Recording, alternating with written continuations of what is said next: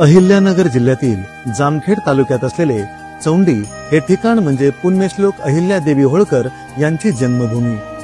कर्जत जामखेड रस्त्यावर असलेले जामखेड पासून साधारण 30 किलोमीटर अंतरावर सीना नदीच्या किनारी अहिल्यादेवी होळकर यांचे हे सुंदर स्मृतीस्थळ आहे।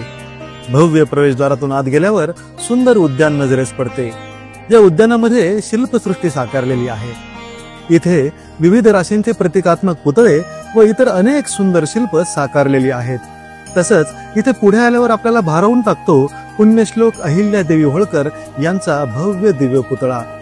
या पुतळ्यामागे होळकर घराण्याची शान असलेल्या इंदोर राजवाड्याची कलाकृती साकारलेली आहे। पुतळ्याच्या मागच्या बाजूला पूज्य मानकोजी शिंदे म्हणजेच अहिल्याबाई होळकर यांच्या वडिलांचा राजवाडा आहे। इथेच अहिल्याबाईंचा जन्म झाला होता।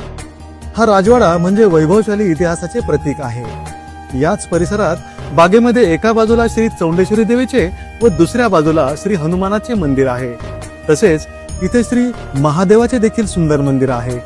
येथील समाधी मंदिरात अहिल्याबाई होळकर यांच्या माहेरच्या व्यक्तींच्या समाधी आहेत। समाधी मंदिराच्या शेजारी श्री सिनेश्वर मंदिर आहे।